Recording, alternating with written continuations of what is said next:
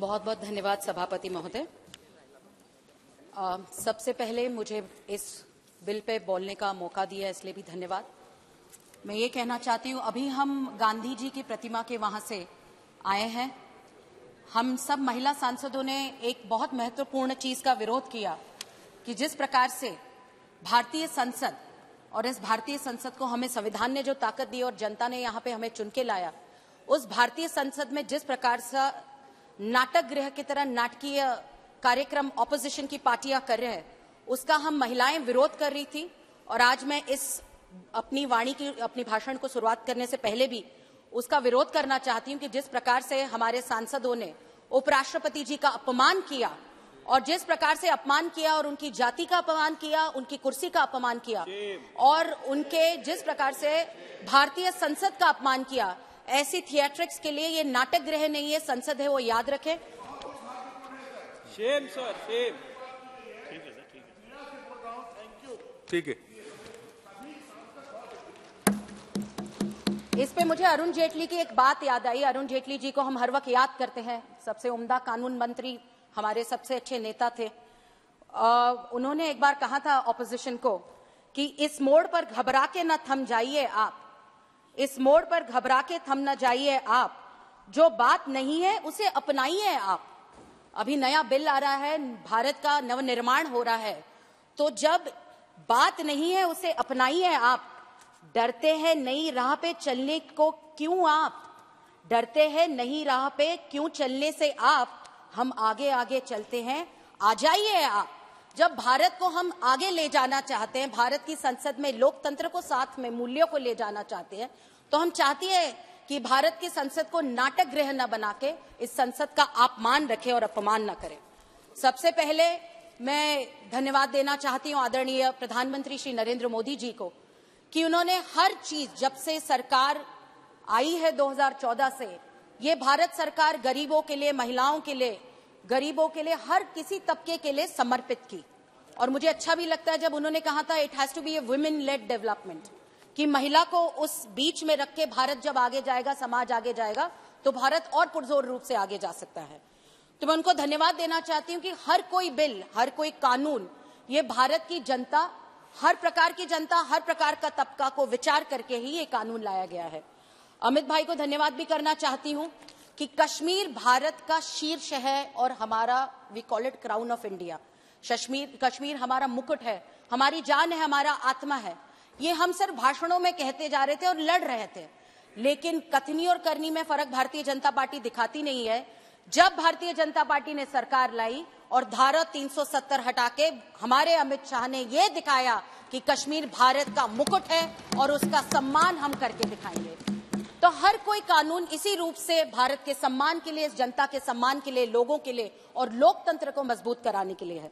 हर कोई कह रहा है यहाँ पे गुलामी की मानसिकता से हम आगे बढ़ रहे हैं। 1860 में ये कानून बनाए थे। ये कानून was to control the people of India, not to govern the people of India, जो 1860 में बनाए। और आज 2003 में जब ये कानून अलग रूप से बन के आ रहे हैं, is to govern and reform the, कानून को रिफॉर्म करके उसको समाज को कैसे आगे ले जाए, इसके लिए इन कानूनों को बनाया। 2 साल लग गए, ठीक है, मानसिकता से तोड़ के आगे बढ़ने के लिए समय लगता है। मेरे मित्र ने बहुत अच्छा बोला यहाँ पे कि अंग्रेज और कांग्रेस एक जैसे ही थे और उसी रूप से उन्होंने भी कानून आगे बढ़ाए। लेकिन आज नई सुबह आई है, इस नई सुबह में नागरिक की सुरक्षा भी होगी, कानून में सुधार भी होंगे और समाज का सम्मान भी होगा। मैं संक्षिप्त रूप में सिर्फ कहना चाहती हूँ, यहाँ पे एवरीबडी स्पोक अबाउट कैसे कानून रिफॉर्म हो रहे, सब हो रहा है। मैं 2 चीजों पे धन्यवाद देना चाहती हूँ कि इन सुधारों में महिलाओं की सुरक्षा को लेकर विशेष ध्यान दिया गया है। Cruelty is defined specifically, which is very important in this country, against women. Mental illness is a very widely defined issue. तो mental illness को unsound mind के हिसाब से भी उसको देखा गया है। एक बहुत अच्छी बात ये, छोटे छोटे, माफ करिए, चोर उचक्के हम कहते हैं कि छोटी छोटी घटनाएं होती और गलतियां करते हैं, तो उनको जेल में डाल के जिंदगी बर्बाद करने से अच्छा उनको कम्युनिटी सर्विस में लाके समाज में काम करने के लिए, समाज में सुधारक रूप से देने के लिए जरूरत है। मैं सिर्फ संक्षेप में 1 मिनट में बात कहूंगी, जिसके लिए मैं यहां खड़ी हूं। मेरे साथी सब बोल चुके हैं, सब बोलने वालों के लिए, हर समाज के लिए, हर तबके के लिए सब खड़े। मैं बोलना चाहती हूं जो बोल नहीं सकते, मासूम जानवर। भारत की संस्कृति, भारत की हिंदू संस्कृति, विचारधारा, ये सब कुछ मनुष्य और प्रकृति को विचार को लेके साथ में चलती है। मनुष्य और प्राणी साथ में रहते हैं। प्राणी विशेषकर हमारे भगवान भी लेकर चलते हैं। हर भगवान भारतीय हिंदू संस्कृति में, विष्णु हो, ब्रह्मा हो, हर किसी के साथ कहीं ना कहीं प्राणी जुड़े हुए रहते हैं, क्योंकि प्रकृति जरूरी है। हम ये भी कहते हैं गौ माता के अंदर सारे भगवान हैं, उनको नमस्कार कर दे तो सब ठीक हो जाएगा। मैं इतना ही कहना चाहती हूँ, धारा 377 को स्ट्राइक डाउन किया, लेकिन वो आधा स्ट्राइक डाउन किया था कि 2 कंसेशन लोगों पे सेक्स जो है उसको एडमिट कर सकते हैं। लेकिन आप जानते हैं ये गांव और शहर की बात नहीं है। प्राणियों पे लैंगिक अत्याचार होते हैं, उनको तकलीफ दी जाती है, और उन पे भी कल जाके कभी गौ माता पे या किसी भी प्राणी पे एक प्रकार के लैंगिक अत्याचार हर जगह होते हैं। जब अभी उस ऐसे आदमी को पकड़ना हो तो आज धारा 377 तो थोड़ी बची हुई है प्राणियों के लिए, लेकिन वो बीएनएस पे नहीं है। तो इसका कहीं प्राणियों पे अत्याचार होने के लिए प्रावधान आप कर सकते हैं, उनके लैंगिक उत्पीड़न के लिए, तो बहुत अच्छा होगा। मैं इतना ही कहना चाहती हूँ कि आर्टिकल 21 में कहा जाए है कि state has fundamental duty to protect all to such assault, उसमें प्राणी भी आते हैं।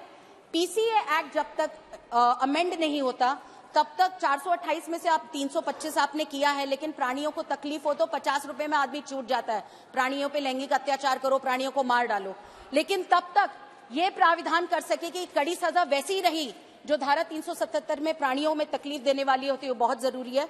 तो मैं चाहती हूँ कि इस प्राविधान को देखा जाए, ये बहुत जरूरी है। अंत में इतना ही कहूंगी, महात्मा गांधी जी ने कहा है, the greatness of a nation and its moral progress can be जज by the way its animals are treated. तो हम सब हमारी संस्कृति को आगे लेके बढ़े। धारा 377 में जो प्राणियों पे अत्याचार होने वाली बात है, जो बीएनएस में नहीं है, उस प्राविधान को फिर से आप देखें तो जब अत्याचार होता है, बड़े क्रिमिनल छोटे छोटे बेजुबान पे ही अत्याचार करके बड़े होते हैं। इस विचारधारा को रोकने के लिए इसको आप जारी रखें, कहना चाहती हूँ। बहुत बहुत धन्यवाद। साध्वी प्रज्ञा सिंह जी।